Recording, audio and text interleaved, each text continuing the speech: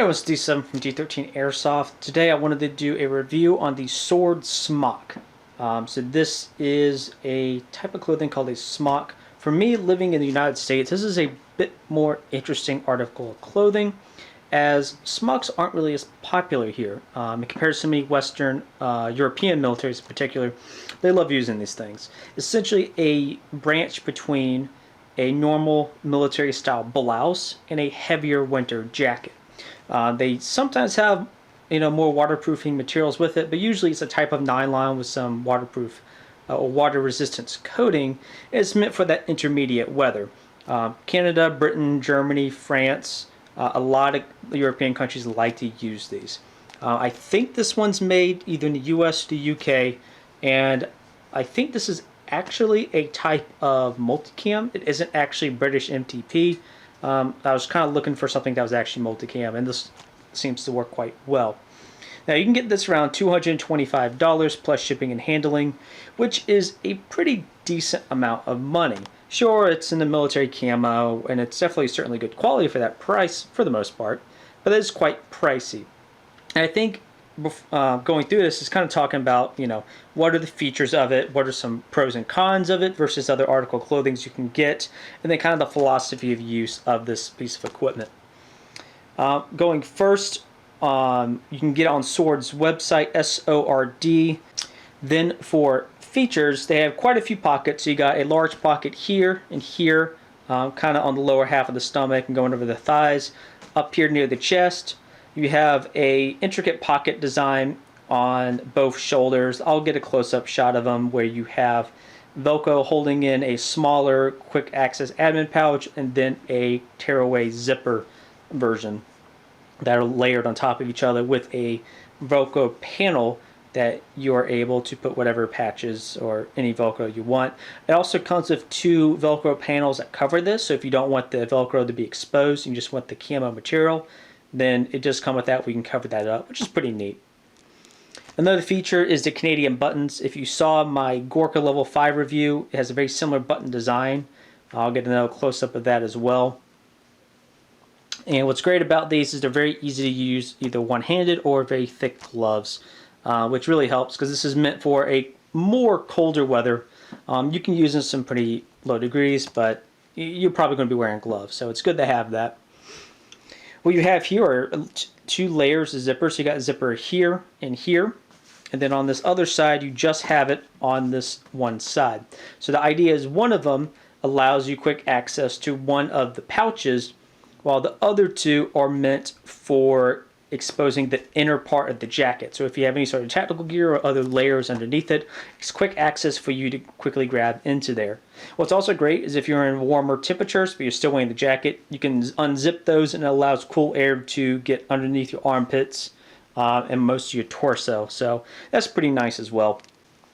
Also comes with a hood, has some straps to tighten it down. Very, basic military-esque hoodie.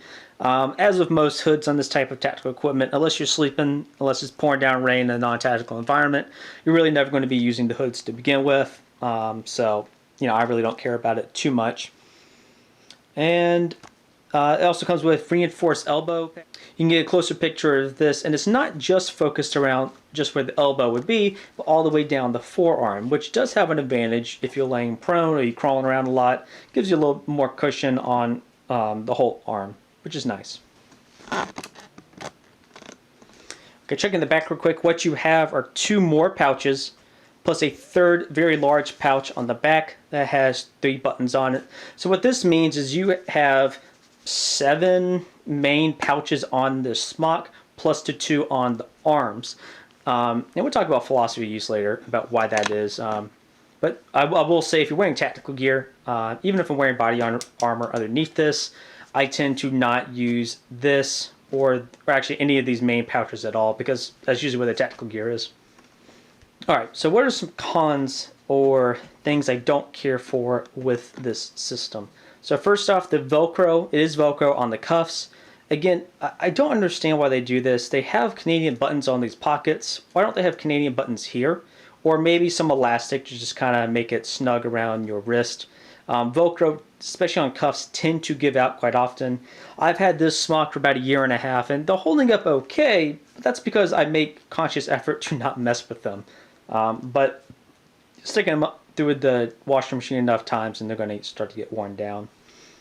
I mentioned before, but a lot of the back pouches just really aren't needed for me, though for others it might be quite useful.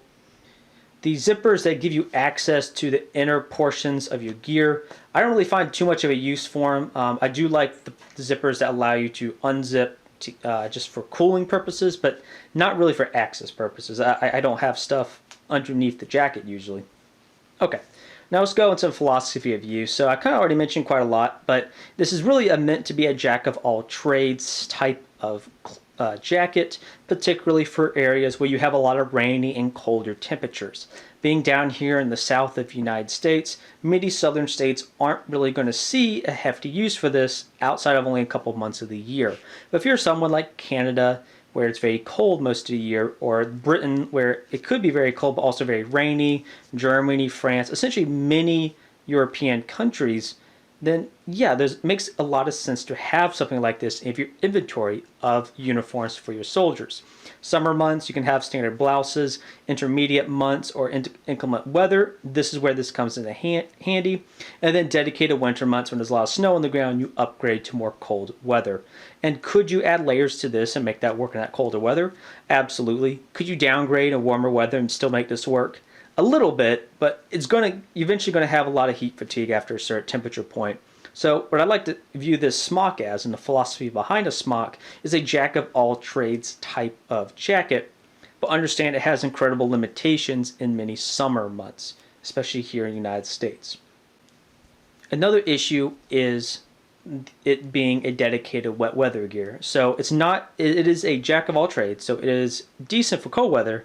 It's also decent for certain types of wet weather conditions. If you're dealing with a very, like early morning dew, light rain, mist, this is very nice. But if you start to get a torrential downpour, you want to upgrade to an actual dedicated wet weather poncho or liner or something like that. Now, another philosophy use of this is a heavy use on sustainment, recon, longer range use. I mean, you're not really meant to be clearing rooms with this piece of a kit. But the idea is, with all these different pouches on it, is you can limit how much tactical gear you're wearing and just focus on that, because you could stick so much stuff in the actual pouches, wear very minimalistic gear like, say, a chest rig, and you would still have an incredibly large combat load on you.